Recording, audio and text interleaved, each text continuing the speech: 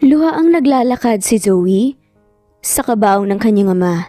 Ilang taon itong nawala dahil sa serbisyo bilang sundalo, ngunit hindi nito aakalain na sa pagbalik niya ay bangkay na ang ama nang maabutan. Humahagulgol sa pagiyak si Zoe habang yakap-yakap ang kabaong ng ama. Pati na rin ang kasama ni Zoe na kanyang tatlong anak ay lumuluha sa pagkawala ng kanilang lolo. Bakit mo naman ako iniwan, Daddy? Hindi ko pa kayang mawalay sa'yo eh. Kailangan ka pa namin ng mga apo mo. Kailangan ko pa po ang mga gabay niyo. Lolo is gone na? Why? Can't the doctors heal him? They said Lolo is old kaya siya nahirapan lumaban sa kanyang sakit. If we came back earlier, maybe nakasama pa natin siya. Inosenteng saad naman ng bata habang yakap-yakap ang mga hita ni Zoe. Umiiyak si Zoe na inakap ang kanyang triplets na anak. Tanging ang kanyang mga anak ang naiwan sa kanya na pamilya. Habang malungkot na nagluluksa ang mag-iina, nakangisi namang nilapitan nito ng kanyang stepsister na si Amy, ang anak ng pangalawang na pangasawa ng kanyang ama. Inilapit ni Amy ang kanyang mukha sa kapatid para bumulong. Alam mo bang may iniwang limpak-limpak na pera si Daddy? Sabi ni Amy. Kumunot noo si Zoe. Ano naman ngayon?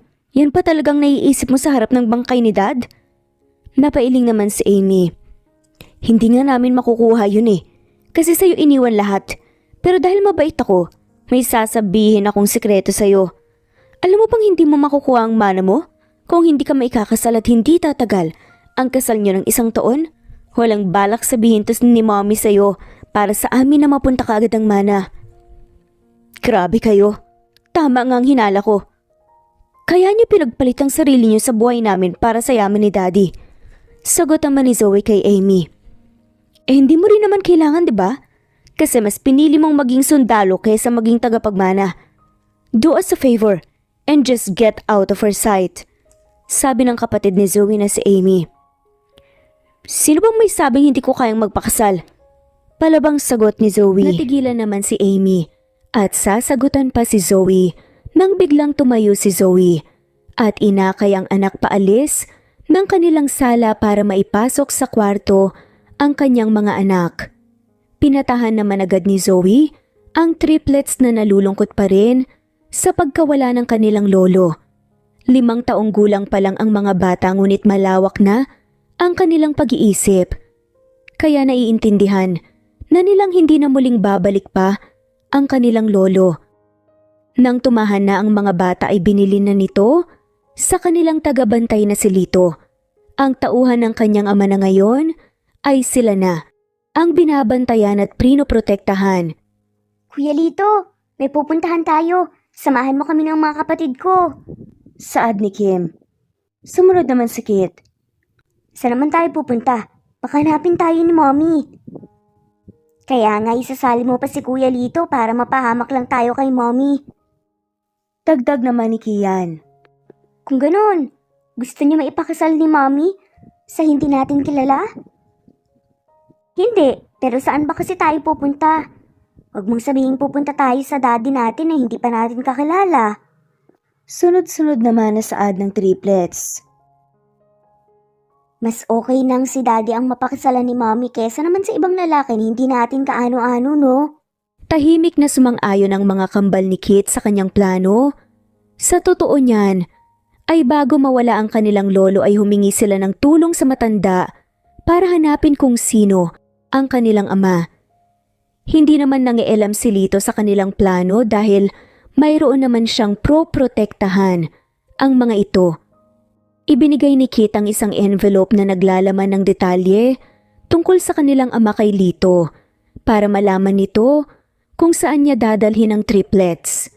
Namamanghang tinitignan ng 3 bata ang napalaking gusali sa kanilang harapan. Hindi nila akalain na ang kanilang ama ang nagmamay-ari nito. Agad-agad na pumasok ang 3 bata habang si Lito ay tahimik na sinusubaybayan ng mga ito. Tinaguan pa nila ang mga security habang hinahanap ang opisina. Ayun po ang opisina ng daddy nyo, sabi nga ni Lito. Tara na, habang wala pang mga tao sa paligid. Mabilis na tugon naman ni Kim. Tahimik na tumakbo ang mga bata papasok sa opisina dahil sa kuryosidad. Ay isa-isa nilang tinignan ang gamit ng kanyang ama. Nagsiksika naman ang mga bata sa upuan ni Ray at pinaikot ito patalikod para kapag pumasok ang kanilang ama, ay ipapaikot nila ito paharap. Matagal na kasing gustong gawin ng triplets ang napapanood nila sa mga pelikula kaya na-excite ang mga to. Pumasok na po ang isang lalaking kamukha po ng nasa picture. Nahimik naman ang triplets. Pinapakiramdaman nila. Ang pagpasok ni Ray, nakunot noong tinitigan si Lito na nakatayo sa tabi ng kanyang upuan. "Who are you?" Malamig at seryosong tanong ni Ray na parang handa ito sa kung anumang aksyon na gagawin ni Lito ngunit hindi sumagot si Lito at tahimik pa rin tinitigan si Ray. Humakbang papalapit si Ray sa kanyang lamesahan para silipin ang taong nakaupo sa kanyang upuan. Sa kanyang paghakbang ay ang pag-ikot naman ng upuan. Sakto. Nanlaki ang mga mata ni Ray sa gulat nang nakitang tatlong batang nagkukumpulan sa kanyang upuan na malawak ang mga ngiting nakatingin sa kanya. Hello, Daddy! Kami ang mga anak mo! Mommy needs to get married para makuha ang mana from Lolo. We want you, our daddy, to marry our mommy. Magkakasunod na sagot ni Kian, Kit at Kim. Napaawang ang bibig ni Ray sa mga sinasabi ng bata. Ako? May anak? Kailan at paano nangyari? Nalilitong pag-iisip ni Ray. Nagdadalawang isip si Ray na nilapitan ng triplets. Sa paglapit niya ay agad niyang nakita ang mga hawig ng mga bata sa kanya na mas lalong nagpagulo ng isipan ni Ray. Asan ang mommy niyo? Tanong ni Ray. Nasa bahay po, binabantayan ng kabaong ni Lolo. Tugon naman ni Kit. Naparinok si Ray sa kaba. Hindi nito alam kung maniniwala ba ito sa mga sinasabi ng mga bata. Ngunit napuno ng kuryosidad si Ray at gustong makilala ang kanilang mommy. Kahit sa ang sulok mo kasing tignan, ay may chance na totoo ang sinasabi ng mga bata dahil sa pagkakahawig nila kay Ray. Okay, first of all, sino itong kasama nyo? Tanong ni Ray. He is our helper in everything. He also protects us. Sagot ni Kim. He is kind but very quiet. Lolo loves him so much because he is loyal. Dagdag naman ni Kian. Can you call your mommy para makausap ko siya? Sagot naman ni Ray. Or you can come with us. Seryosong sagot naman ni Kian. Tumango naman si Ray habang iniisip kung sino ang kanilang ina. Isa lamang na tao ang pumapasok sa kanyang isipan. Yun ay ang babaeng naka one night stand nito na matagal nang naninirahan sa kanyang isipan. Gulat na nagkatinginan sina Zoe at Ray. Hindi inaasahan ni Ray na tama nga ang kanyang hinala na ang babaeng kinababaliwan ng kanyang isipan ng nanay ng mga bata. Mas lalong hindi naman inaasahan ni Zoe na mismong mga anak niya ang makakahanap sa kanilang ama at iuuwi sa kanilang bahay. Lito, anong nangyayari dito? Naguguluhang tanong ni Zoe. Mommy, nakahanap na kami ng lalaking pakakasalan mo. He's daddy. Daddy, she's mommy. Nakangising sabi naman ni Kim. Now, you won't be having any problems to get Lolo's mana.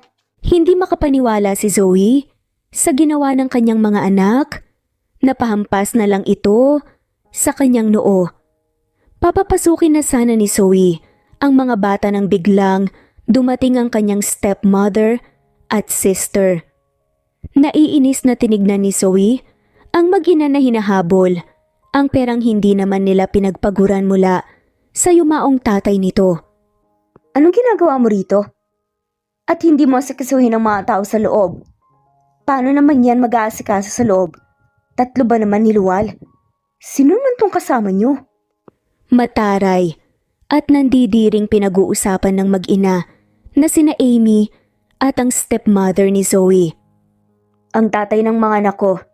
Nanlaki naman ang mga mata ng mag-ina, nandilim ang mga ekspresyon ng mga ito nang lumapit si Zoe at hinawakan ng kamay ni Ray na balisa pa rin sa muling pagkikita nila ni Zoe, habang ang mga bata naman ay humahagik-gik sa tuwa. Nag-walk out ang mag-ina. Sa sobrang galit, nag-iisip ang mga ito ng panibagong plano para lamang makuha ang limpak-limpak na kayaman na mula sa ama ni Zoe. Kung hindi lang dahil kay Zoe, ay sila na ang tatanggap ng iniwan ng matanda. Niyaya naman ni Zoe si Ray sa opisina ng kanyang ama para makapag-usap. Pinapunta muna ni Zoe ang mga bata sa kanilang kwarto sa tapat ng opisina habang si Lito ay nagbabantay sa labas ng pintuan. Pasensya ka na at nadamay ka pa sa mga gulo ng pamilya namin. Hindi ko ina-expect na mahahanap ka ng mga bata. Seryosong saad ni Zoe. Napatago-tago na nga lamang si Ray. Ilang taon ng mga anak natin? 5 taon na, Ray. Mukhang matatalino ang mga anak natin at nagawa nila akong hanapin at puntahan. Gusto ko pa nung sinugod nila ako sa opisina ko. Natawa ng bahagya si Zoe. Panigurado akong tinulungan sila ng ama ko bago ito pumanaw. Condolence nga pala, Zoe. Malungkot nang nginitian ni Zoe si Ray. Nakapag-usap ang mga ito tungkol sa mga bata. Naikwento na rin ni Zoe kung paano niya nalaman ang kanyang pagbubuntis matapos ang kanilang isang gabing pagsasama. Pati na rin ang pamana ng kanyang ama at ang kondisyon para makuha ito. Hindi naman ito kayang palagpasin ni Ray at agad na inalok na siya na lamang ang pakasalan nito dahil sa may anak na sila. Ako na lang ang pakasalan mo. Total wala namang magdududa dahil may mga anak na tayo. Napakunot noo si Zoe. Sigurado ka ba? 1 taon ka rin ikakasal sa akin. 1 taon tayong magsasama. Hindi nang hinahangad ko at hindi ko nahahayaan pang mawalay kayo sa akin. Ano? Pero baka masangkot ka sa gulo ng pamilya ko. Napakunot noo si Ray at umiling. Don't worry, I'm not that weak. Matamis nang initian ni Ray si Zoe na hindi mapaniwala sa kanyang narinig. Napapaisip tuloy itong si Zoe kung tama ba ang desisyon nitong pumayag na si Ray na ang ama ng kanyang mga anak ang kanyang papakasalan. Pero dahil iniisip ni Zoe na baka mapunta sa masamang mag-ina ang pinaghirapan ng kanyang ama, ay pumayag ito sa pakikipagkasal kay Ray. Nang naanunsyo ang kasalang magaganap ni na Ray at Zoe, ay agad na lumapit sa kanila ang attorney ng ama ni Zoe, habang ang mag-ina ay nanggigigil na sa sobrang galit kay Zoe. Ang mga mana ng mga anak mo ay makukuha nila sa kanilang paglaki. Ang kumpanya naman ng iyong ama ay mapupunta sa iyong mapapangasawa at ang bahay at ang iba pang ari-arian ng iyong ama mapupunta sa iyo. May iniwan ding malaking halagang pera ang iyong ama na makukuha matapos mong maikasal at tumagal ang iyong kasal ng 1 taon. Sad nga ni attorney. Napakunot noo si Zoe. Bakit ngayon ko lang nalaman ng mga to? Nasa serbisyo pa lang po kasi kayo nang nagpunta ako rito. Hindi ko naman po inaasahan na hindi paparating ng inyong ina ang mga nasabi ko. Dagdag pa ni attorney. Galit na napatingin si Zoe sa mag-ina na nagkibit balikat lamang. Binali naman kaagad ng mag-ina ang kanilang atensyon sa attorney na nag-aayos ng kanyang gamit. Wala po bang iniwan sa akin na isa niya pang anak? Sa akin na asawa, wala? Hindi ba dapat kahit itong mansyon man lang napunta sa akin? Excited na pagtatanong ng mag-ina. Nagniningning pa nga ang mga mata na umaasang merong matatanggap na pera. Umiling sa attorney. 1 milyon po para sa inyong mag-ina ang iniwan. Ang isa pang sinabi rito sa kanyang last will ay kapag hindi kinasal si Zoe, ay sa inyo mapupunta ang kanyang mga kayamanan at ari-arian. Ngunit dahil ikakasal na si Zoe, ay 1 milyon po ang tanging matatanggap nyo. Sagot ni attorney. Sapat na yun sa kanila. Pinakasalan lang naman ni Daddy yan dahil naaawa siya sa mag-ina at bata pa lamang noon si Amy. Matapang na sagot ni Zoe. Manahimik ka. Ako ang karapat-dapat na magmana ng lahat dahil ako ang nag-aruga sa ama mo habang nasa serbisyo ka. Namumula sa galit na sigaw pa ng ina ni Amy. Hindi na lang ito pinansin ni Zoe at muling kinausap ang attorney. Tahimik naman si Ray na pinagmamasdan ng mag-ina. Nakita nito ang galit at inggit sa kanilang mga mata at alam na nito ang gulong maidudulot ng mag-inang gustong angkinin ng pera. Nang umalis ang attorney ay umalis na rin ang mag-ina. Nagdadalawang isip pa nga itong si Amy. Lumabas sa kadahilang hindi maalis-alis ang kanyang paningin kay Ray. Napansin naman ito ni Ray at kinilabutan. Inisip nito na kailangan niya magdoble ingat at baka kainin ito ng buhay ni Amy. Wala akong alam sa pagpapatakbo ng kumpanya pero kaya mo bang isabay ang kumpanya ng aking ama habang nag-aaral muna ako tungkol dito? Tanong ni Zoe kay Ray. Walang problema. Alam mo naman na ang kaya kong gawin at ang narating ko kaya madali na sa akin to. Mas mahirap pang magpatakbo ng kasisimulang kumpanya pero dahil malago at stable na ang kumpanya ng ama mo madali sa akin to. Tutulungan kita. Hinawakan pa nga ni Ray ang kamay ni Zoe. Maraming salamat. Hindi ko alam kung paano ako makakabawi sa'yo. Hindi mo na kailangan magpasalamat sa akin. Dahil ako magiging asawa mo. Namula naman si Zoe sa sinabi ni Ray at muling naging malungkot ang mga tao sa mansyon sa araw ng libing ng ama ni Zoe. Nasasaktan at nalulungkot nga itong si Ray dahil sa gantong paraan niya pa makikilala ang kanyang mag-iina. Matapos ang libing ay agad na pinaalis ni Zoe ang kanyang stepmother at si Amy sa mansyon dahil sa masasakita na sinasabi ng mga ito sa mga bata. Sa mga sumunod na araw ay seryosong inasikaso naman nila Zoe at Ray ang kanilang kasal na parang hindi na muling ikakasal si Zoe sa iba. Nagpumilit pa itong si Zoe na siya na ang gagastos ngunit agad itong pinangunahan ni Ray na magbayad sa mga bawat gastusin. Si Ray naman ay mas piniling manirahan sa bahay nila Zoe dahil hindi kayang iwan ni Zoe ang bahay na iniwan sa kanya ng kanyang ama. Nang ikinasal na, ang dalawa ay agad namang naging close, sina Kim, Kit, Kian at Ray. Sa tuwing nakikita nga ni Zoe na nagkwekwentuhan ng mag-aama, ay natutuwa ito dahil halos parehas ng pananalita at itsura ang apat. Habang nag-uusap, kitang-kita naman ang mana ang triplets sa kanilang ama. Samantalang si Zoe ay umalis na sa pagiging sundalo. Ngayon ay nag-aaral ito tungkol sa lahat ng pamamahala, sa lahat ng iniwan sa kanya ng kanyang ama gamit ang tulong ni Lito. Kit, ano na naman bang pinaplano mo dyan at nakatulala ka?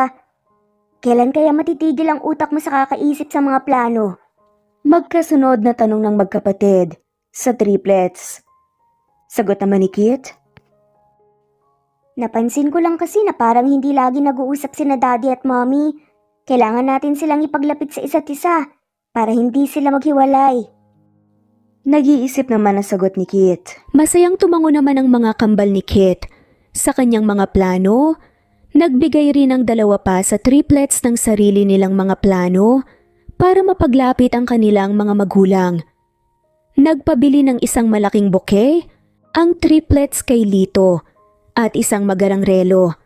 Nagsulat din ang mga triplets ng mga letters na nagkukunwaring sina Ray at Zoe na nagkakayayaan ng date. Iniwan ng triplets sa tapat ng opisina ng kanilang ina ang isang bouquet at letter na kunwaring nagmula kay Ray at kumatok. Dali-daling tumakbo paalis ang tatlo at nagtago sa isang sulok habang sinisilip ang kanilang ina na namumulang tinignan ng bulaklak. Hindi alam ni Zoe kung bakit ngunit si Ray lamang ang naiisip nitong pwedeng magpadala ng bulaklak sa kanya. Ngunit nang nakita niya ang sulat kamay ng isa sa kanyang mga anak ay natawa ito ng malakas. Let's have a date tonight at 9 p.m. Love, Ray. Natatawang basa ni Zoe sa note na nakadikit sa bouquet. Nang nakita nilang masayang tinanggap ito ni Zoe, ay nagpahatid naman sila sa kumpanya ng kanilang ama para ipadala ang kunwaring regalo ni Zoe. Masayang napangiti ng malawak si Ray nang nakita ang kanyang mga anak na tumatakbo paloob sa kanyang opisina. Nakangiting sinalubong ng yakap ni Ray ang mga ito at kiniliti dahil nanggigil sa sobra nilang kakyutan.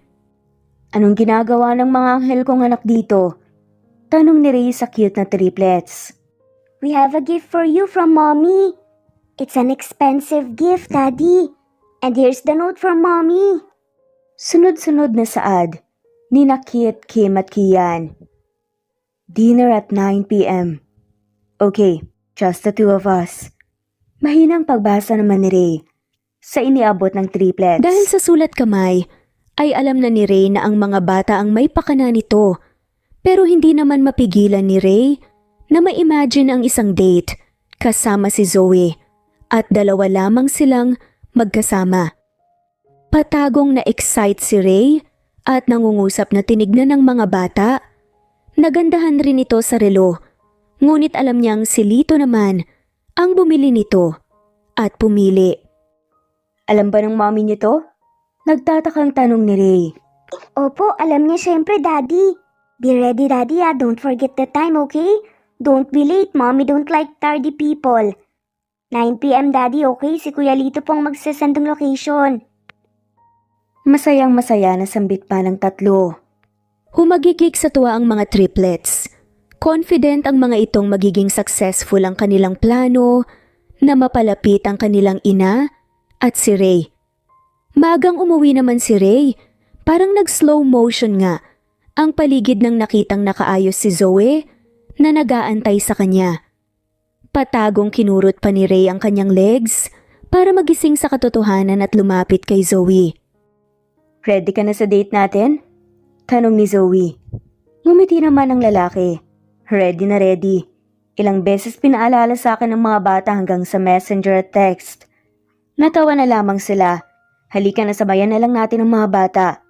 Nope, this will be a real date. You and me this time. Lito, paki-cancel na ang reservations na ginawa mo para sa date namin at ako na ang bahala sa lahat. Okay sir, sagot naman ni Lito.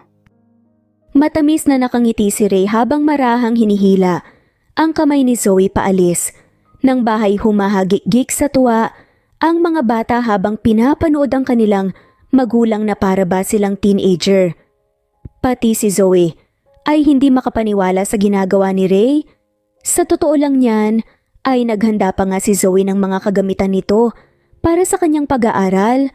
Magkukunwari sana itong makikipag-date lamang kay Ray. Pero sino ba naman ang mag-aakala na i-date talaga siya ni Ray? Napawang ang bibig ni Zoe nang sa isang yate sila pumunta. Lahat din ng kanyang mga paboritong pagkain ay nakaserve doon. Sad pa nga ni Zoe. Masyado mo naman atang pinaghandaan tong gabing to. Kailangan kong paghandaan talaga para masiguradong mamamangha ka at matutuwa. Ano, nagustuhan mo ba? Napangiti si Zoe. Oo naman. Ang ganda ng view dito sa yate at talagang mga paborito ko pa ang mga pagkain na pinalagay mo sa menu. Siyempre. Kasi gusto ko sa huli ay ako naman ang magustuhan mo. Tsaka ito ang kauna-unahang date natin bilang mag-asawa. Namumula ang magkabilang tenga ni Zoe sa sinabi ni Ray. Iniwas nito ang kanyang muka para hindi makita ni Ray ang kanyang kinikilig ng ngiti. Pakiramdam ni Zoe nung gabing yun ay isa siyang Disney princess. Hindi na lang alam ng dalawa na kasama nila ang triplets sa loob ng yate subaybayan ng pagmamahalan ng kanilang pamilya. Pahiram naman ako ng telescope. Gusto ko rin makita. Excited na sabi ni Kit. Kian, bakit naman kasi dito pa tayo pumuesto? Tanong naman ni Kit. Gusto mo bang marinig tayo nila, Mommy? Manahimik nga kayo dyan. Mas mainam na nga dito tayo sa medyo kalayuan para hindi tayo mahalata nila, Daddy. Nakakaasar naman kayo, hindi nyo ipinahiram yung telescope. Pagdidiskusyon nga ng mga bata. Ma'am, eto may isa pang telescope. Thank you, Kuya Lito. Tugon naman ni Kim. Seryosong pinagmamasdan ng magkakapatid ang kanilang ina at ama na masayang kumakain habang nagkwekwentuhan. Nanlaki ang mga mata ng mga bata at nagtinginan dahil sa sobrang pagtataka. Madalang lang nilang makita na ngumingiti at tumatawa ng ganun ang kanilang ina sa ibang tao. Hindi na lang alam ng tatlo na sila ang pinag-uusapan nila Ray at Zoe. Ikwinikwento ni Zoe ay ang mga alaala na nakakatawang ginawa ng mga bata. Sobrang saya ni Ray dahil kahit sa sobrang busy ng dalawa ay nakakapag-usap na rin sila. Parang kailan lang ay iniisip ni Ray si Zoe ngayon ay nasa harap niya na at nakakausap. Hindi ko akalain ang hirap na dinanas mo sa pagluwal sa mga anak natin. Saad ni Ray. Umiling naman si Zoe. Hindi naman ako ganun nahirapan dahil hindi ako pinabayaan ng ama ko. Pero magsisinungaling ako kung sasabihin kong madali ang lahat dahil meron ang aking ama. Bakit hindi mo hinanap at tinawagan man lang para sabihan ako? Saad ni Ray. Hindi ko alam. Pangalan mo nga hindi ko alam eh. Imbes na magsayang ako ng panahon na hanapin ang taong hindi ko naman kilala, edi nag-focus na lang ako sa mga anak natin. Hindi ko na lang aakalain na mismong mga bata palang makakahanap sa'yo. Ayaw lang siguro nila na maikasal ako sa iba. Saad pa nga ni Ray. Sabi pa nga ni Zoe, hindi ko nga alam kung paano ka nahanap ng ama ko. Noon sumasagi sa isipan ko na gagaan kaya ang lahat kung sinabi ko sa'yo? Kung hinanap kita. Ganon pero ngayon alam ko na may way talaga ang Diyos sa lahat. Di bale, sa mga susunod nating mga anak hindi kita pababayaan at aalagaan kita ng mabuti. Nanlaki naman ang mga mata ni Zoe sa gulat at muntik ng mabilaukan sa pag-inom nito ng tubig. Sobrang natuwa si Ray sa naging reaksyon ni Zoe sa kanyang sinabi. Anong mga anak na susunod? Saad pa nga nito. Sagot naman ni Ray, ngayong iisipin ko hindi pa tayo. Nag-honeymoon na tayo. Kinindatan ni Ray si Zoe na nagpamula ng buong tenga ni Zoe. Tsaka marami pa tayong inaasikaso ngayon. Saad naman ni Zoe. So ibig sabihin kung matapos ang lahat pwede na natin simulan at bigyan ng ading ang mga triplets? Pilyong saad pa nga ni Ray. Wala akong sinabi, manyak ka siguro no. Kung manyak man ako kanina pa sana nakahubad ka na. Napatayo naman si Zoe sa hiya. Naalala kasi nito ang gabing pagsasama nila ni Ray. Mga haplos at halik ni Ray sa kanyang katawan at biglang bumabalik sa kanyang isipan. Teka lang, magbabanyo muna ako. Aligaga naman saad ni Zoe. Teka, umiinit ba ang misis ko? Pilyong saad pa nga ni Ray. Nakangiti pa nga ito. Napakagat ng labi si Zoe dahil sa hiya. Agad nitong iniwas ang kanyang muka para hindi makita ang kanyang pamumula. Paulit-ulit na humihinga ng malalim si Zoe sa banyo nang nakapasok ito. Sinasampal pa niya ang kanyang magkabilang pisngi para lamang pakalmahin ang kanyang nagiinit ng katawan. Samantalang ang mga batang pinagmamasdan, ang mga ito sa malayo ay kinabahan. Lagot, nag-aaway ata sila. Paano mo naman kasi nasabi, Kian? Baka naman nagpunta lang ng banyo si Mommy. Nakita ko nagre-red ang face ni Mommy, hindi kaya umiinom sila? Si Daddy lang naman ang may hawak na alak eh. Look at Daddy, nakangiti siya habang tinitignan ang inuupuan ni Mommy. Is he planning something? Daddy should start something to make Mommy fall in love to him again. Pagdidiskusyon nga ng triplets. Pagkabalik ni Zoe sa kanilang table, ay nakita niya si Ray na nakatayong pinagmamasdan ng dagat kung asan sila habang may hawak-hawak na alak sa kanyang kamay. Tinawagan naman ni Ray ang mga trabahador sa yate para magpatugtog habang inaantay ni Ray si Liza at medyo tamado na ito ay hindi niya napigilang mapasayaw sa tugtog.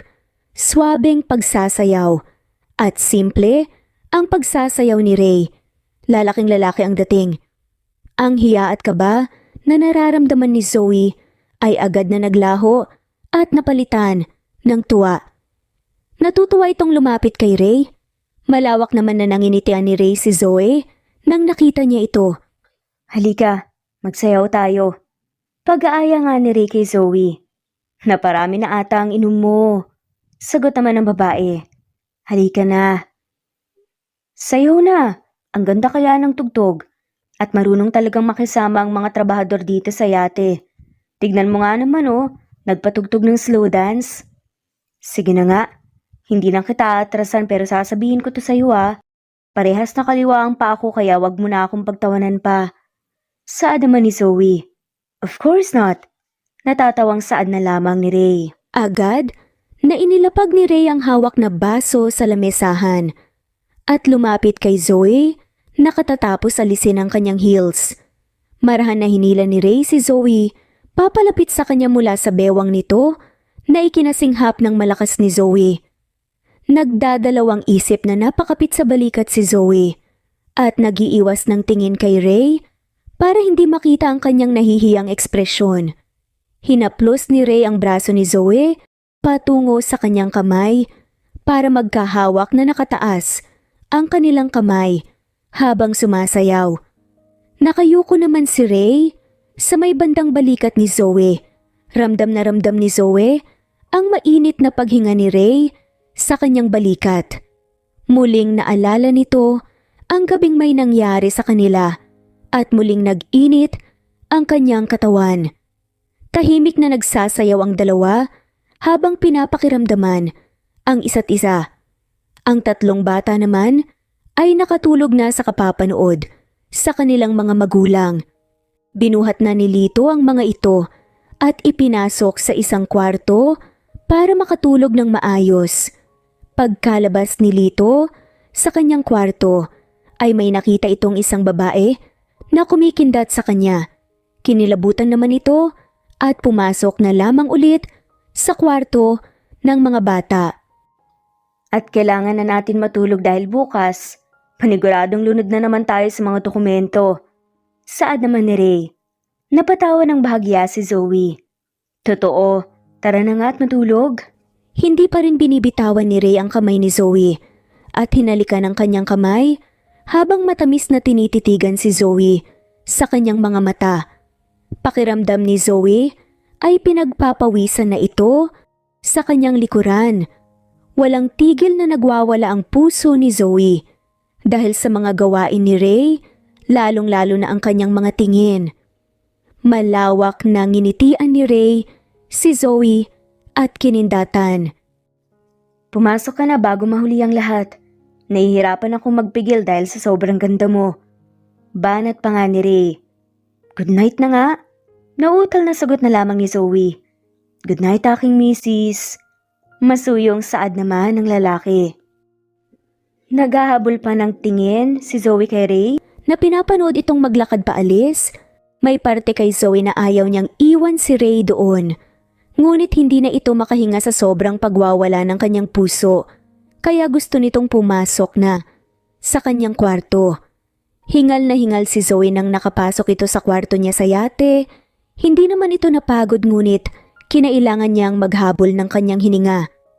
Nang napakalma naman ni Zoe, ang ganyang sarili ay napangiti ito nang naalala ang pagsasayaw nila ni Ray. Umiling-iling na lang ito agad nang na-realize na natutuwa ito sa kanila ni Ray. Kunot noong tinitignan ni Kim ang kwarto kung saan ito nagising, iiyak na sana ito nang bigla itong pinigilan ni Kian.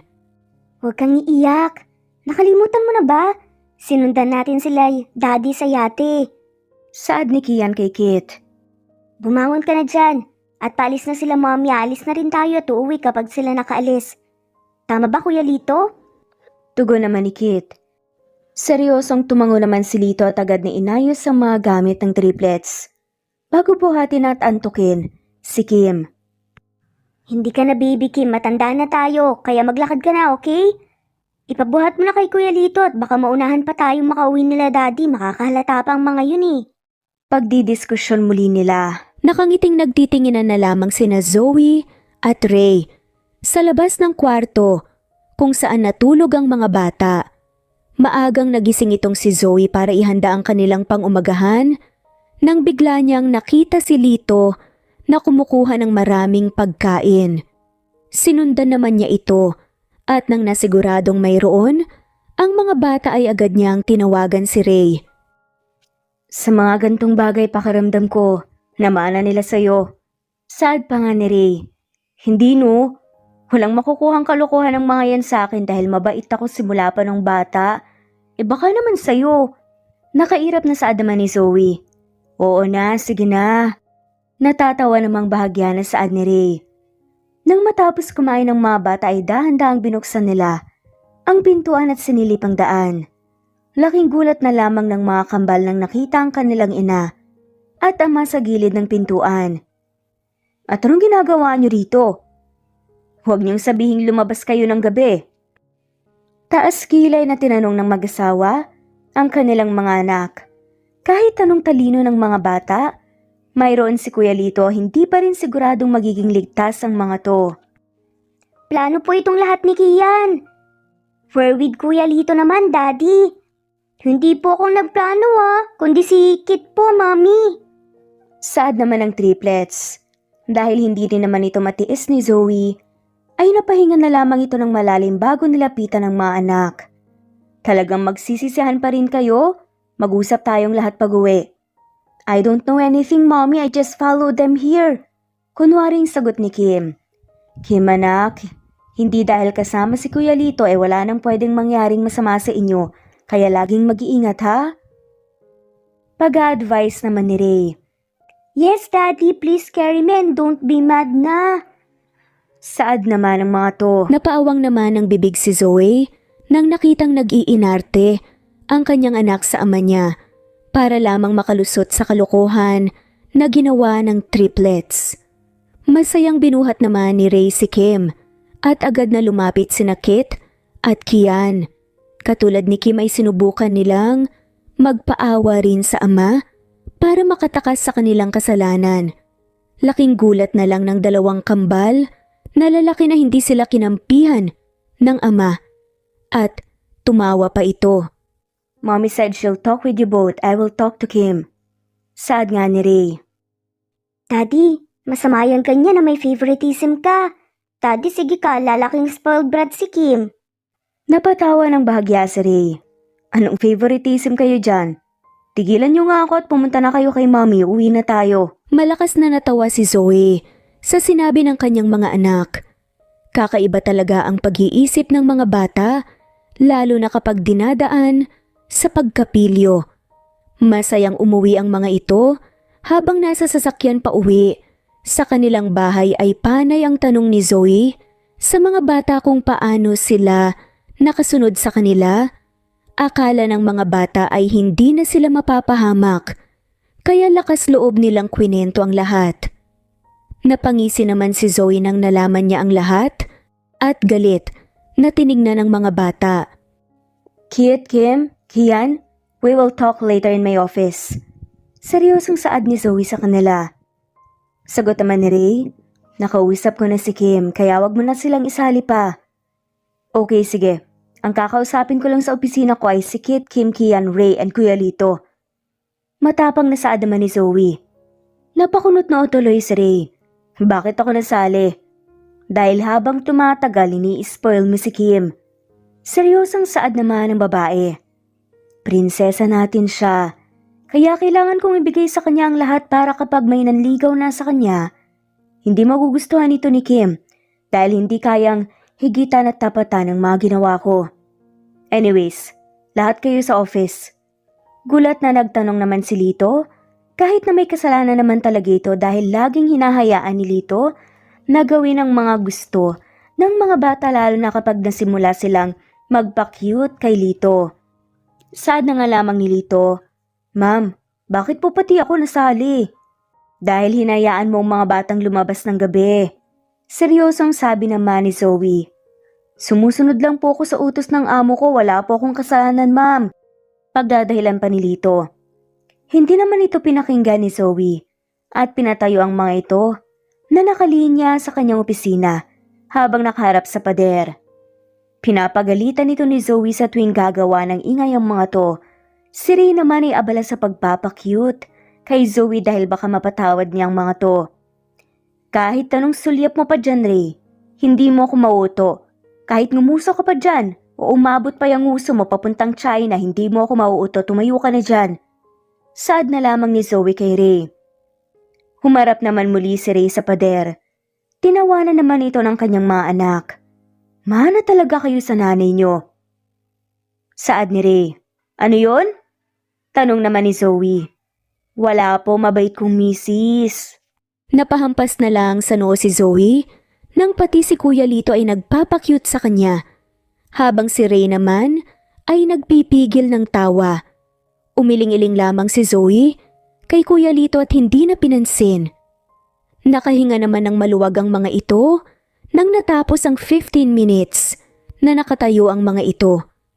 Habang tumatagal ay mas lalong napalapit na sina Zoe at Ray sa isa't isa dahil sa mga plano ng mga bata sa kanila.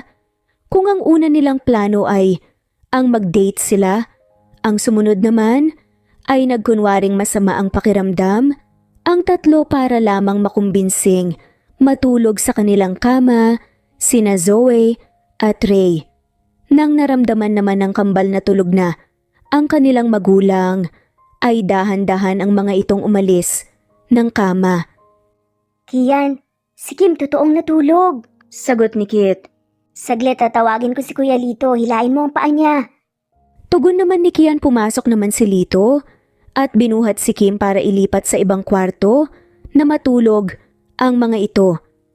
Dahil sa pagmamadali ay hindi napansin ni Kit na sa pintuan na ito at nauntog sa pader. Kinakabahan ng nilingon ni Kit ang kanyang magulang at baka nagising ang mga ito.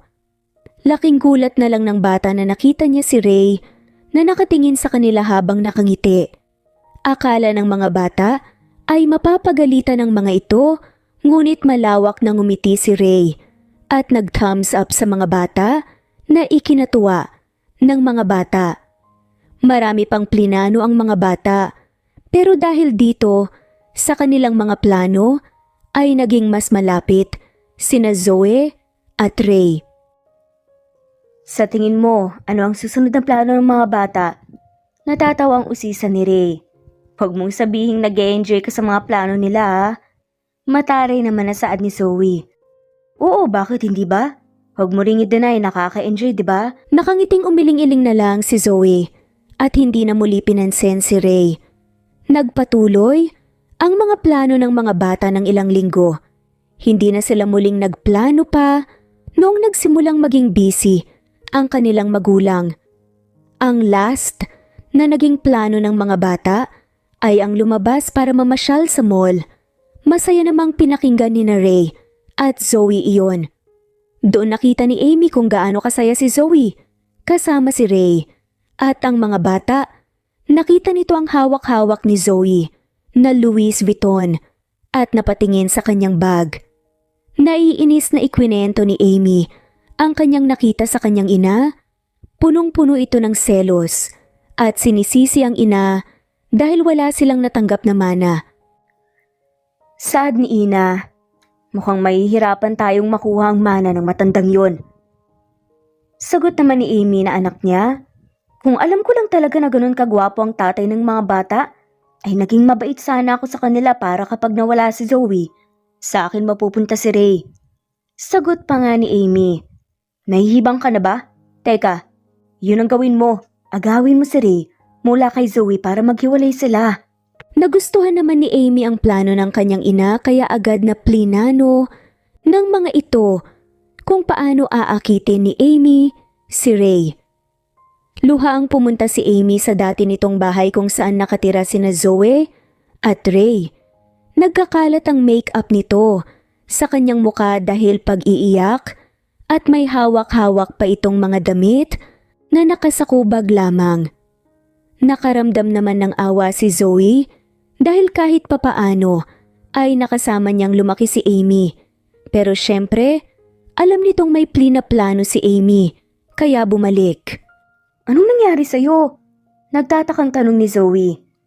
Si Mama, iniwan ako at sumama sa ibang lalaki. Pag-iinarte naman ni Amy. Hindi na ako magtataka kung nangyari yon. Mataray na saad naman ni Zoe. Parang awa mo na Zoe oh. Hindi mo naman ako itatakwil, di ba? Kapatid mo pa rin naman ako. Wala na akong mapupuntahan kahit gawin mo na akong katulong. Pagmamakaawa pa ng babae. Katulong ba ka mo? Sige pa, kausapin mo si Kuya Lito sa pagiging katulong mo. Mataray na sagot ni Zoe.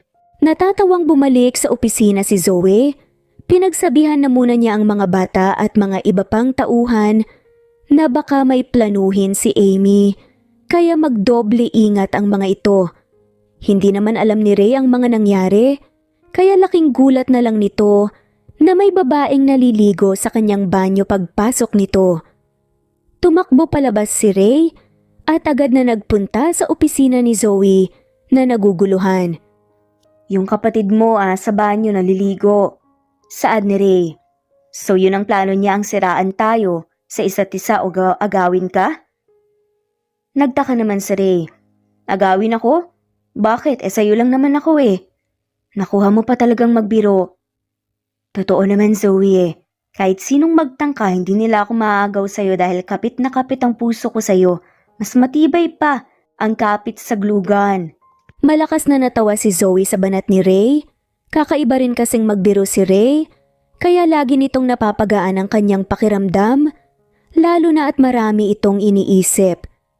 Hindi naman doon tumigil si Amy sa pag-aakit kay Ray. Pero kahit anong gawin ni Amy, ay hindi nito makitakit si Ray, lalo na noong lumipat si Ray sa kwarto ni Zoe. At laging nakalock pa ang pinto, kaya hindi makapasok si Amy. Dito ka muna pansamantala. Magpapadala na lang ako ng isang kama. Hinila naman ni Ray ang bewang ni Zoe. Palapit sa kanya, may kinagulat ang babae. Anong ginagawa mo? Tanong nga nito. Hindi ba weird na magkaibang kama matutulog ang mag-asawa? Naalala ko tuloy bigla na hindi pa pala tayo nag-honeymoon. Tila nag-iinarte pa na saad ni Ray. Ray, wag ngayon. Ibig sabihin ba nito, sa ibang araw pwede? Sagot pa ni Ray. Hindi pa din. Natatawa at naiiling na lamang na sagot ni Zoe. Masungit na sumagot si Zoe at pinikot ang tenga ng pilyo niyang asawa. Pero sa huli, ay sa isang kama pa rin. Natulog ang dalawa. Naglagay na lang ng ilang unan itong si Zoe. Sa gitna ng kama, tuwing gabi, ay nahihirapan ng matulog si Zoe. Dahil sa presensya ni Ray, unti-unti na itong nagsisisi na pinagbigyan niya si Ray matulog sa kanyang tabi. Kahit maraming unan ang nakaharang ay nagiinit pa rin si Zoe dahil muling naalala ang unang gabing nagsama sila, Zoe at Ray. Malakas na natulak ni Zoe si Ray palayo sa kanya nang nakita niya itong nakayakap at nakasiksik pa sa katawan ni Ray habang si Ray ay yakap-yakap din ito. Naiinis na napaupo si Zoe at napakagatlabi nang naiisip ang init ng katawan ni Ray nang sila ay nagyakapan. Kung gugustuhin ni Zoe, ay gusto nitong humiga sa kama kayakap si Ray, buong magdamag, ngunit hindi pwede dahil alam ni Zoe na hindi niya makayanan ang pagwawala muli ng kanyang puso. Sagot nga ni Amy, Ma, walang effect ito, do iwas sa akin si Ray, paano na to? Dala mo ba ang pampatulog na ibinigay ko sa'yo? Oo ma, yun na plano na lang. Ang gagawin natin? Tanong nga ni Amy. Excited si Amy habang tinitignan ng maliit na bote na kanyang ihahalo sa pagkain ni Ray at sa kanyang mga inumin. Hindi alam ni Amy na ang pampatulog na alam niya ay isa palang lason. Narinig naman ito ni Lito at agad na sinabi kay Zoe. Nagplano naman din si Zoe para labanan ang plano ni Amy sa kanila. Pumayag naman si Ray na sumali sa plano ni Zoe. Hindi naman ipapainom kay Ray ito kundi magkukunwari lang. Nanlambot naman si Zoe sa pagiging desidido ni Ray na tumulong. Saad nga ni Zoe, okay lang ba talaga sa'yo ang plano? Nag-aalala ka ba? Tsaka pampatulog lang naman yun. Malamang nag-aalala ako. Tatay ka ng mga anak ko. Kahit pampatulog lang yun, paano kung may nangyari? Kung may mangyari man, matitiyak ko na maliligtas ako dahil alam kong hindi mo ko pababayaan. Saad ni Ray, paano ka nakakasiguro? Tanong naman ni Zoe. Hindi ko alam. Tsaka nanay ka ng mga anak ko at asawa ko. Namumula naman si Zoe sa mga malalambing at matatamis na salita ni Ray. Pakiramdam ni Zoe ay ang kanyang kaharap ay tunay niyang asawa na maasahan niya sa lahat. Nakatuwang niya sa hirap at ginawa kahit na nagpapanggap lamang sila. Ay masaya si Zoe dahil si Ray ang kanyang pinakasalan. Ayoko lang na may nangyari sa iyong masama. Walang mangyayari, Zoe. Mag-iingat din naman ako. Huwag ka nang mag-alala, okay? Saad pa nga nito. Ayoko lang naman kasi na... Shh, huwag ka nang maingay. Tsaka hindi ako pwedeng mawala-wala ng basta-basta. Kung mayroon kayong mag-iina ko. Hinihintay ko rin ang araw na mag-honeymoon tayo. Pili yung saad pa ni Ray. Hoy Ray, seryosong usapan to, hindi ka talaga nawawala ng tsansa na magbiro. Natatawang umiling-iling lang si Zoe. At mga alis na sana si Ray nang binalik ni Zoe ang kanyang atensyon sa mga dokumentong asa kanyang lamisahan. Nang biglang nagsalita si Zoe na hindi tinitignan si Ray. Kapag natapos ng lahat, I'll consider it. Walang bawian yan ah. Naku, kung alam mo lang kung gaano ko kasaya. Masayang sigaw ni Ray na lumabas sa opisina ni Zoe. Napangiti naman si Zoe nang nakitang masaya si Ray nang biglang naisip ang kanilang pagtatalik noon. Napalunok si Zoe at mabilis ang umiling-iling para mawala sa kanyang isipan ang mga pangyayaring iyon. Pilit na binalin ni Zoe ang kanyang atensyon sa mga dokumento na kailangan niya pang tapusin. Kinabukasan ay masayang nagpunta si Amy sa kusina para pagtimplahan ng kape. Si Ray nang nakauwi na ito galing trabaho. Hindi niya alam na minamanmanan na pala ito ni Lito. Kaya naman nang nakita ni Lito na inaway ni Amy ang laging nagbibigay ng kape ni Ray para siya na ang bahala sa kape, ay agad nitong sinabihan sina Zoe at Ray. Nakangiting hawak-hawak ni Amy ang kape habang naglalakad papunta sa veranda kung asan si Ray. Ini-imagine nito ang pwedeng mangyari sa kanila ni Ray.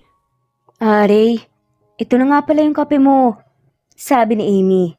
Salamat pero sana ayusin mo ang pagtawag mo sa akin dahil hindi mo ako kaibigan. Nainis naman si Amy ngunit agad rin naman itong nawala dahil sa kanyang saya na mapapasa kanya na si Ray. Dumating naman si Zoe kasama si Lito sa veranda.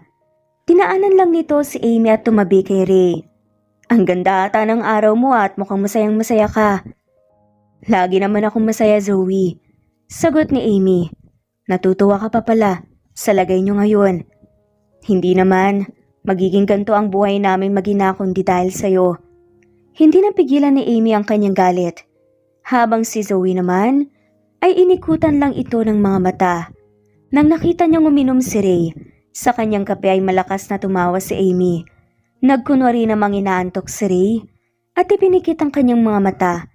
Lumiwanag at nagniningning ang mga mata ni Amy nang nakitang nakayuko na si Ray at agad na nilapitan. Tulungan ko na si Ray na umakyat sa kanyang kwarto. Ihatid ko lang, sabi naman ni Amy. Bakit ikaw pa? Kung meron naman akong asawa niya. Matari na saad ni Zoe. Ano namang masama? Natutulungan ko siyang lumipat sa kanyang kwarto. Hindi ka na naawa nakatulog na sa upuan si Ray. Pagkukunwaring sabi pa ni Amy. Syunga ka ba, Amy? Sagot naman ni Zoe. Ano? Tinatanong ko kung tanga ka ba.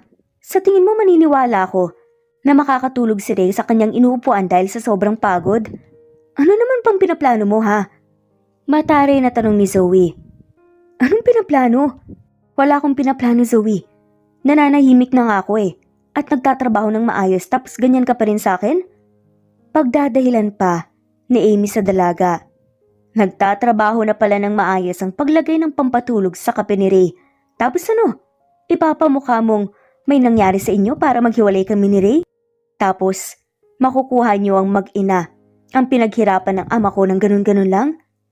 Matari na saad ni Zoe. Hindi naman na nakasalita si Amy. Bigla itong kinabahan dahil ibang galit ang nakikita niya mula kay Zoe. Napalunok sa sobrang kaba si Amy dahil alam niya ang lakas ni Zoe lalo na at dati itong sundalo. Nakangiting bumangon naman si Ray. Nang nakitang na-setup ito ay napaatras si Amy para tumakbo paalis nang bigla nitong nabunggo si Lito sa kanyang likuran. Magsasalita na sana si Zoe nang biglang dere-deretsyong napaubo si Ray hanggang sa may lumabas na dugo sa kanyang bunganga. Nanlaki ang mga mata ni Zoe at nabalot ng takot habang tumatakbo palapit kay Ray. Natumba sa pagkaupo si Ray at napahiga sa sahig. Agad namang sinuri ni Zoe ang katawan ni Ray at galit na tiningnan si Amy habang si Lito ay tumakbo palabas para kunin ang kotse. Anong inihalo mo sa kape, Amy? Nag-aalalang tanong ni Zoe. Hindi ko alam. Sabi ni Mommy pampatulog lang yun. Sagot naman ni Amy. Pampatulog, tignan mong nangyari kay Ray. Pagbabayaran niyo to, Amy. Sisiguraduhin ko na magbabayad kayong mag-ina. Punong-puno ng galit si Zoe. Nangingilid na ang kanyang mga luha habang nakikita si Ray na wala pa ring tigil sa pag-uubo ng dugo. Tumakbo na paalis si Amy para tumakas. Alam nitong hindi maganda ang mangyayari sa kanya kung hindi pa siya tumakas. Nang nakuha na ni Lito ang kotse ay agad itong nagmadali sa veranda para buhatin si Ray papasok sa kotse. Umiiyak na si Zoe dahil sa sobrang kaba. Nagpapasalamat na lang ito at wala ang kanyang mga anak para makita ang nangyari kay Ray. Hindi mapakali si Zoe habang inaantay ang resulta. Tatayo ito, maglalakad-lakad tapos uupo ulit para tumayo ulit. Naisipan ni Zoe na magpunta sa maliit na chapel ng hospital para magdasal. Humahagulgol na nakaluhod si Zoe habang nagdadasal. Umalis na lang ito sa chapel nang tinawag na ito ni Lito dahil lumabas na ang doktor at nailipat na sa kwarto si Ray. Nagmamadaling naglalakad si Zoe papunta sa kwarto. Hindi na ito makapag-antay na makita ang kanyang asawa. Sa mga oras na iyon ay buong puso ng hinarap ni Zoe ang kanyang tunay na nararamdaman kay Ray. Kayo po ba ang misis? Tanong ni Doc. Opo, ako nga po. Okay na po ba siya? Maswerte ho ang asawa niyo dahil kaunti lamang po ang kanyang nainom. Kundi ay masusunog ho kagad ang kanyang mga laman loob sa lason na kanyang nainom. Napakunot noo si Zoe. Lason? Anong klaseng lason po yan, Doc? Nanlaki ang mga mata ni Zoe habang pinapakinggan ang paliwanag ni Doc. Sa lason na nainom ni Ray. Muling nabalot ng galit si Zoe at nang nakaalis si Doc ay kaagad nitong tinawag si Lito. Kuya, sobrang pagod na ako sa problemang to. Pwede bang ikaw ang magtapos? Ako nang bahala sa lahat, ma'am. Huwag mo lang iwan sa tabi. Ang asawa niyo at magpahinga ka na rin po. Umiiyak na tumango si Zoe habang tinitignan si Ray. Hindi na alam ni Zoe kung anong oras na dahil hindi nito napansin na nakatulog ito. Paggising niya ay nakatulog pa rin si Ray. Hindi na muli umalis sa tabi ni Ray si Zoe. Dinadalhan na lang ito ng pagkain at damit ni Lito. Nahuli naman kaagad si Amy at ngayoy ini-interrogate ng mga kapulisan tungkol sa nangyari. Inamin naman ni Amy ang lahat ng plano nila ng kanyang ina. Napatunayan rin nito na hindi talaga niya gusto na lasunin si Ray at iba ang sinabi ng kanyang ina sa kanya. Kasalukuyang hinahanap kung saan nagtatago ang nanay ni Amy. Ilang araw ang lumipas at hindi pa rin nagigising si Ray. Kita mo ang bakas sa mga mata ni Zoe, ang hindi pagtulog ng maayos at namayat pa ito. Ilang araw ka nang hindi gising. Namimiss na kita. Gusto ko nang marinig ang boses mo. Mga pangungulit mo sa akin sa opisina. Mga kalokohan mo at mga pangasar mo. Sabi mo, Ray, walang mangyayari. Sabi mo hindi mo rin nahayaan na meron at mag-iingat ka. Akala ko ba mag-honeymoon pa tayo? Tanong nga ni Zoe habang kausap si Ray na nakahiga. Nang biglang, hindi talaga ako pwedeng mawala. Tignan mo yung itsura mo. Biglang nagsalita si Ray. Nanlaki ang mga mata ni Zoe sa gulat ng tinignan ni Ray para masigurado kung hindi ito nananaginip. Napasinghap ng malakas si Zoe. Nang nangihinang initian ito ni Ray. Muling humagulgol sa pag-iyak si Zoe. Ang pinagkaiba lang ay ang kanyang mga luha. May halong saya na. Anong nangyari? Nangihinang tanong ni Ray. Kwento naman ni Zoe ang lahat ng nangyari noong siya in ospital. Bilib din ako sa tauhan mong yan. San ba gawa yung si Kuya Lito at parang lahat ng bagay kaya niyang gawin? Tanong ni Ray kay Zoe. Alam mo ba tawag ko kay Kuya Lito nung bata pa ako? Alien. Sad naman ni Zoe.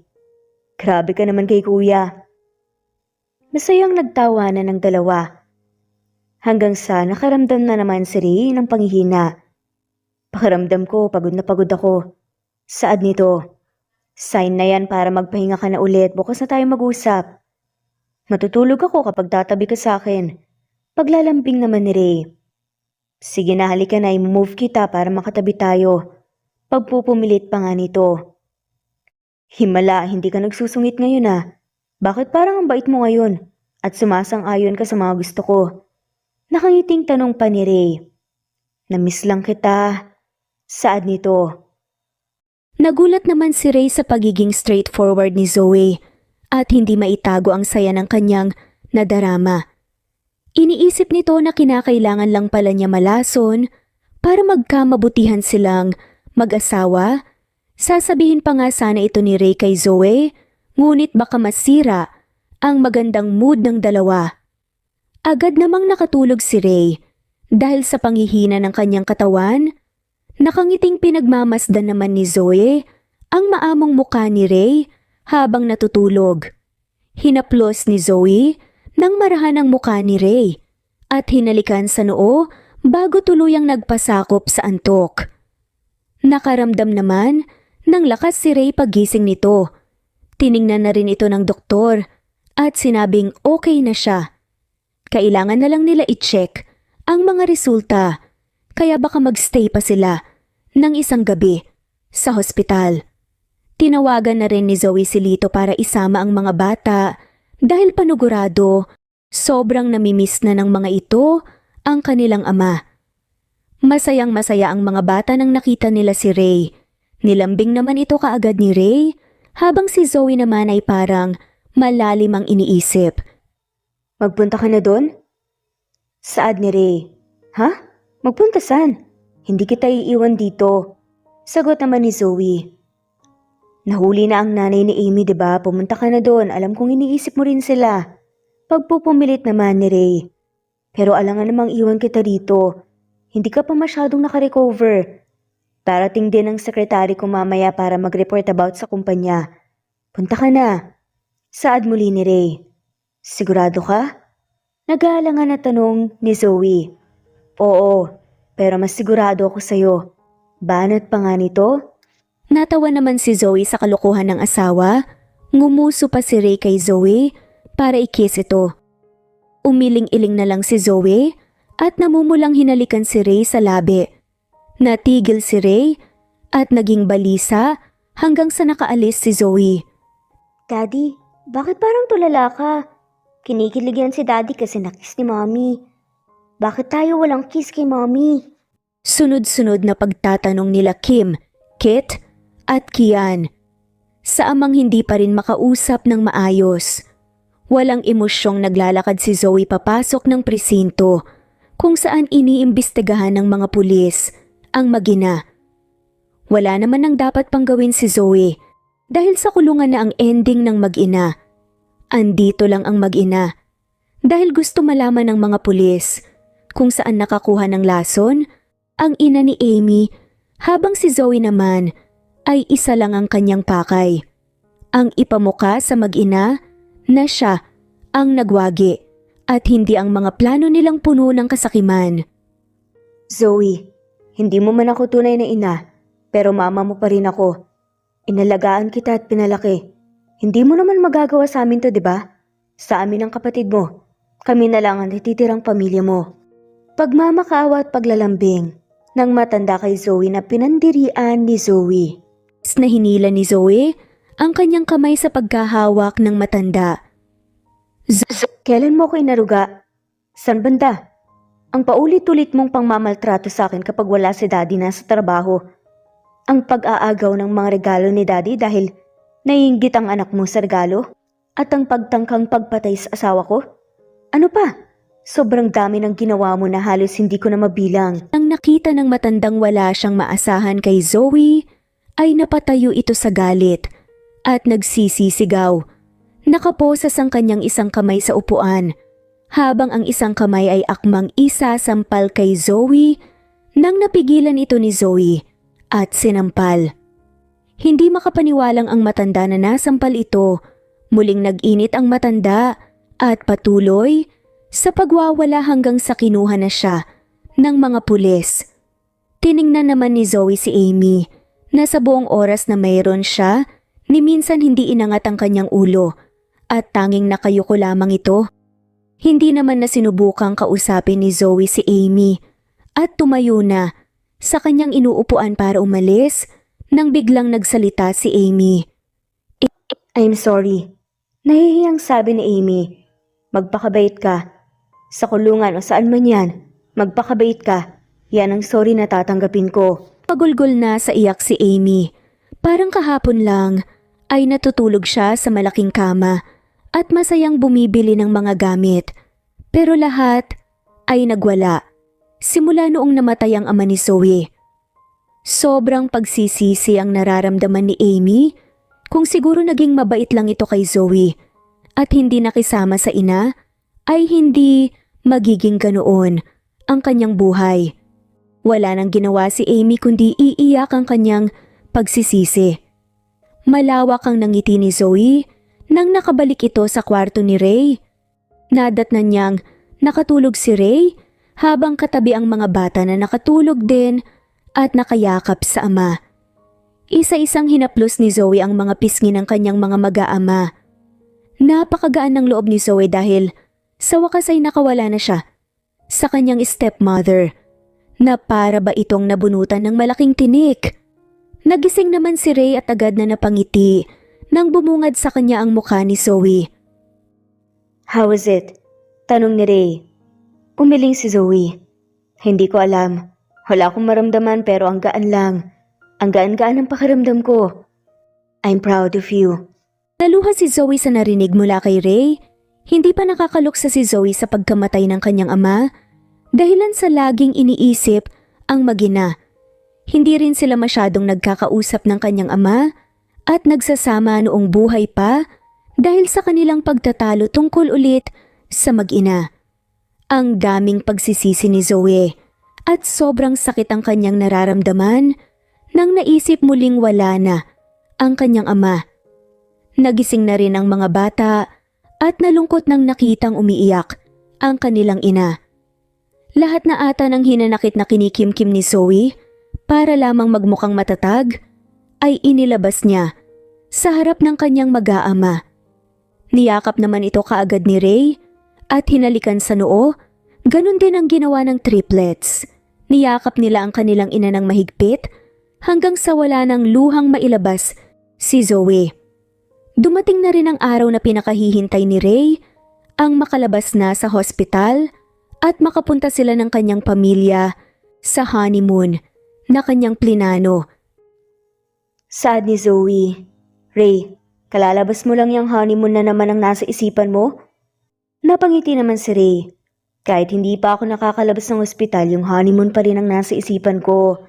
Pagbibiro pa nito.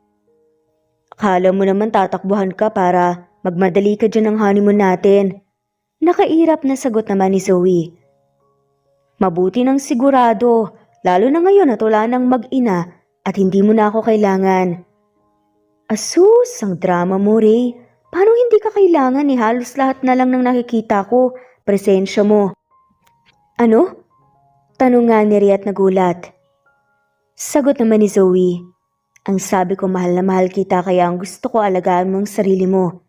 Magpahinga pa tayo ng ilang araw bago magpunta sa honeymoon na pinaplano mo. Teka, hindi ko narinig, pakiulit nga. Saad muli ni Ray. San dun? Umiirap naman na tanong ni Zoe. Alam mo na ang tinutukoy ko, dali na. Yung bago tayo. Nangasar ka, panira ka pa ng mood eh. Kamot ulo na sagot pa ni Ray. Napangiti si Zoe. Ang sabi ko mahal na mahal kita. O ayan, okay na? Masayang niyakap na rin si Zoe habang si Zoe naman natatawa sa naging reaksyon ni Ray. Mahal na mahal din kita, Zoe. Kayo ng mga anak natin. Dapat lang. Ngayon iisipin ko pwede naman tayong mag-honeymoon sa kwarto eh. Hindi naman kailangan sa ibang bansa pa. Natatawang saad naman ni Ray. Taas kilay na tiningnan ni Zoe si Ray at malakas na hinampas ang braso ng kanyang asawa. Natawa na lang din si Ray dahil pulang-pula ang mukha ni Zoe na daig pa ang kulay ng kamatis sa pamumula. Naging stable naman na ang pamamahala ni Ray sa kumpanya niya at kumpanya ng ama ni Zoe hanggang sa dumating ang araw ng handa nang kunin ito ni Zoe. 1 taon lang itong naghanda ay maayos na naipasa na sa pangalan ni Zoe ang kumpanya na iniwan ng kanyang ama. Naging mag-business partners naman ang mag-asawa dahil lagi silang pinupunan ng mga tao kung may problema ba sa kanilang kasal dahil lamang sa hindi nila pagsama sa negosyo. Kaya para manahimik na, ang lahat ay ikinonekta na nila ang kanilang kumpanya sa isa't isa. Nagsimula na ring mag-aral ang mga bata, lagi pa ring nakabantay sa kanilang tabi si Lito.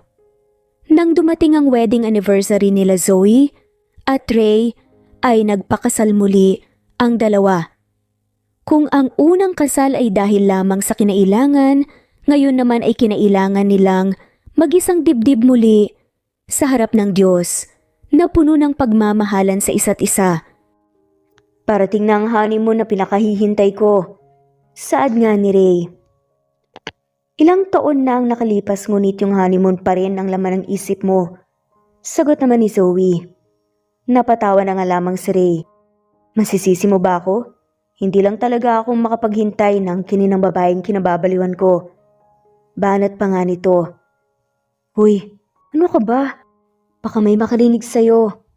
Bulong pa nga ni Zoe. Wala namang tawa. Pagdadahilan naman ni Ray. Kahit na nakakahiya. Napatawa na lamang si Ray. Hindi na, tara na sa reception at enjoyin ang ating kasal. Matamis na nginitian ni Zoe si Ray at magkahawak kamay ang dalawang pumasok sa reception. Nagsihiyawa naman ang congratulations sa mga bisita. Masayang pinapanood ito ni Kit at Kian habang katabi ang kanilang nag-iisang babaeng kapatid na si Kim. Nagapir nga ang triplets. Nakita ang kasiyahan sa mga mukha ng kanilang magulang. Operation Success! Ngiting sabi ni Kian.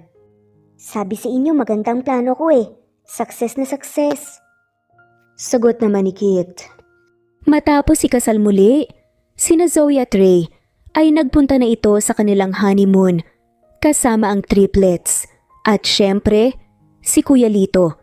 Sa US, nagpa siyang mag-honeymoon ang mag-asawa dahil para makapunta rin ang mga ito sa Disney World na matagal nang gustong puntahan ng mga bata.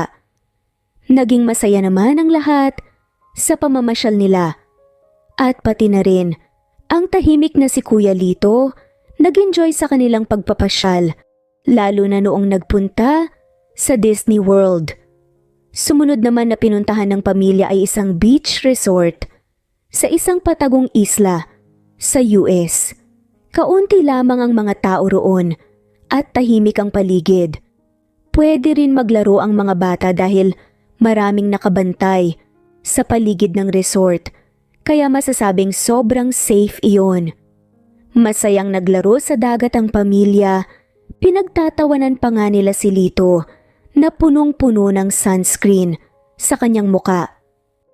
Kuya, hindi mauubos yung sunscreen. Wala ka na atang malalagyan dyan sa mukha mo ng sunscreen eh.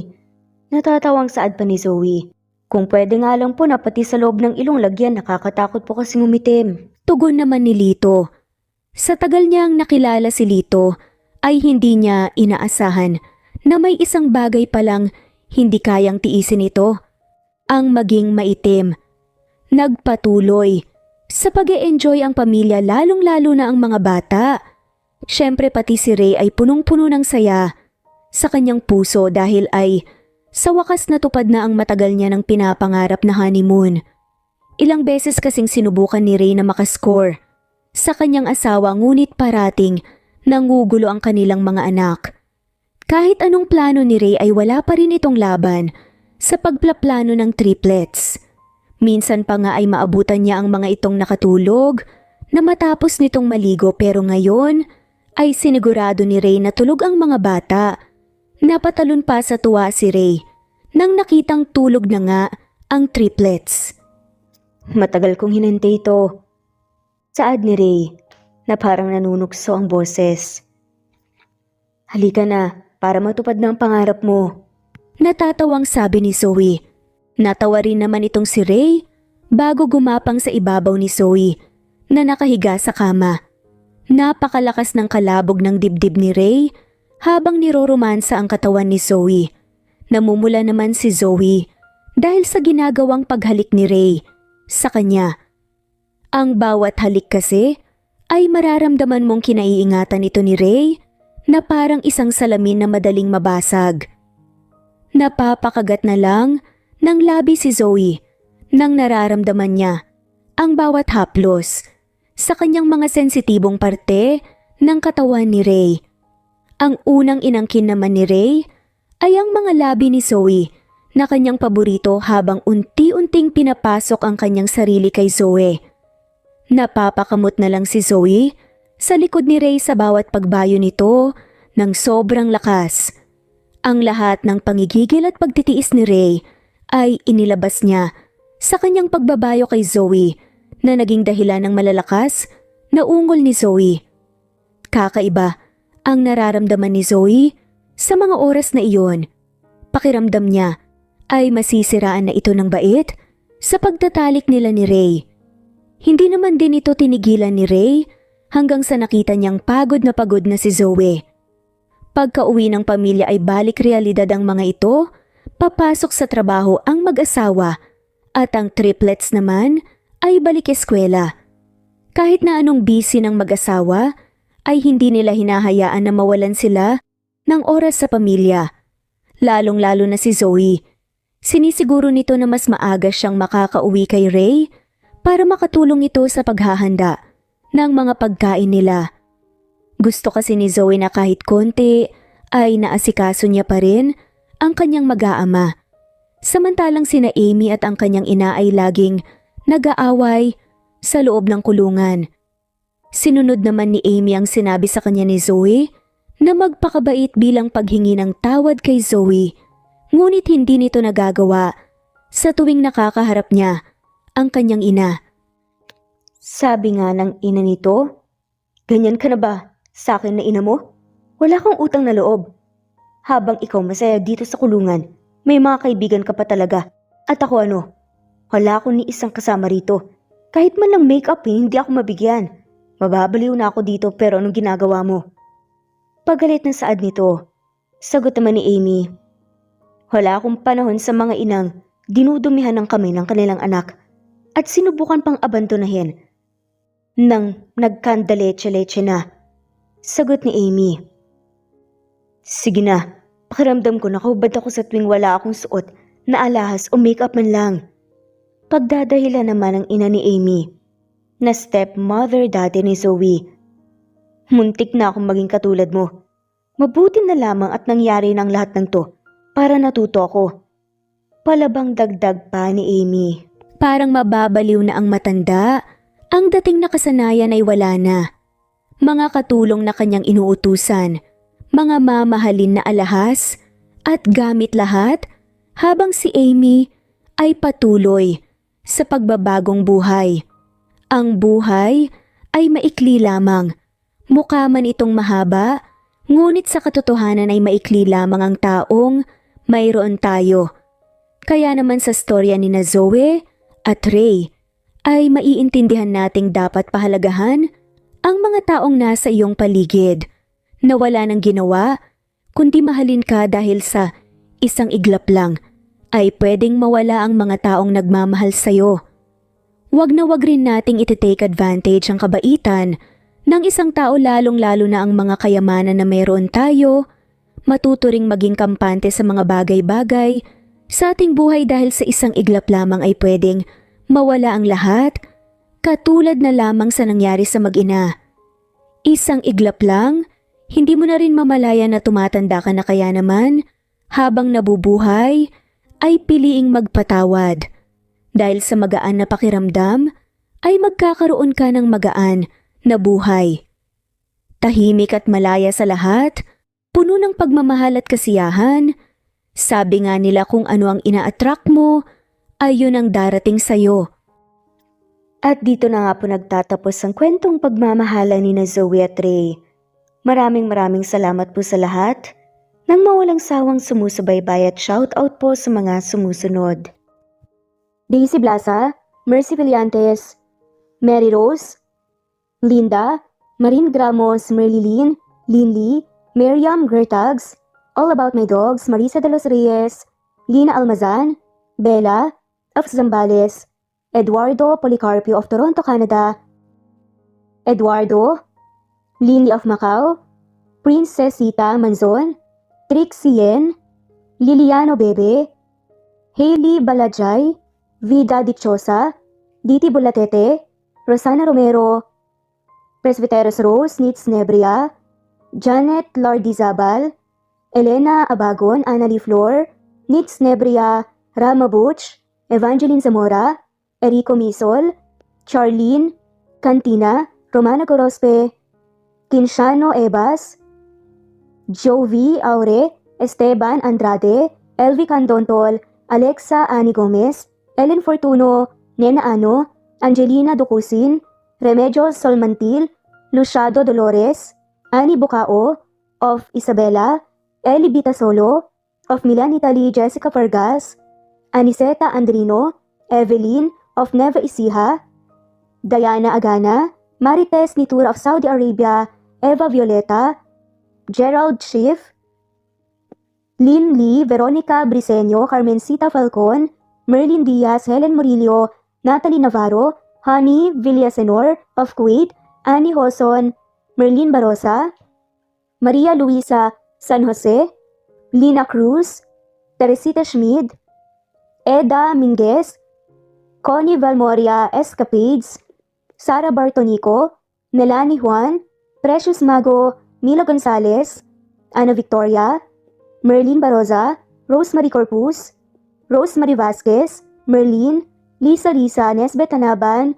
Iler Carub, Flor Cabrera, Jeyo Cadet, Shane Santiago, Nino Regidor, Elira Ramirez, Mary Rose Carillo Jesusa, Enday Samante, Enday Lebra, Yolanda Tejida, Honey Villasenor, Tessie, Marichan, Ann Mariano, Wilma Guzman, Gabrielio, Liu, Maria Rica Natividad, Melanie Juan, Anita Hernando, Teresita Arevalo, Raquel Magno, Carmencita Falcon, Flordet, Nat Greenfax, Luz Templo Nuevo, Teresita Schmid, Flor Cabrera, Virginia Salazar, Luz Templo Nuevo, Leia, Madeline Tagle, Wilma Villafuerte, Isaac Ablon, Menchita de Belen, Federico, Mercy Edrosolo,